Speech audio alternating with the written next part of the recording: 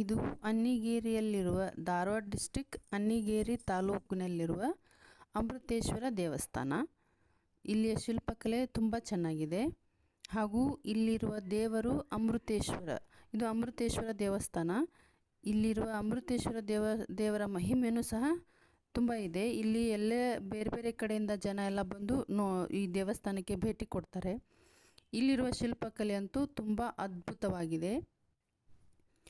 ಇದೇ ಡಿಸೆಂಬರ್ ಅಂದರೆ ಡಿಸೆಂಬರ್ 3ನೇ ತಾರೀಕಿನಿಂದ 9ನೇ ತಾರೀಕು 2025 ಈ ಡಿಸೆಂಬರ್ 3ರಿಂದ 9ನೇ ತಾರೀಕಿನ ಒಳಗಡೆ ಇಲ್ಲಿರುವ ಅಮೃತೇಶ್ವರ ದೇವರ ಜಾತ್ರೆ ಇದೆ.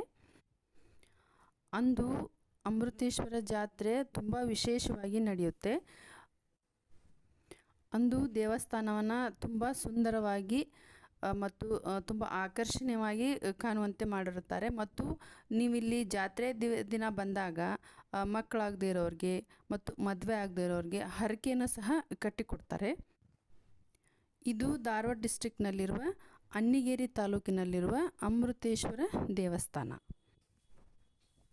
ಇದು ಸಹ ಒಂದು ಪ್ರೇಕ್ಷಣೀಯ ಸ್ಥಳ. ಇಲ್ಲಿ ಇಲ್ಲಿ ಶಿಲ್ಪಕಲೆಯೂ ತುಂಬ ಚೆನ್ನಾಗಿದೆ ಹಾಗೂ ಇಲ್ಲಿರುವ ಅಮೃತೇಶ್ವರ ದೇವರ ಮಹಿಮೆಯೂ ಸಹ ತುಂಬ ಚೆನ್ನಾಗಿದೆ.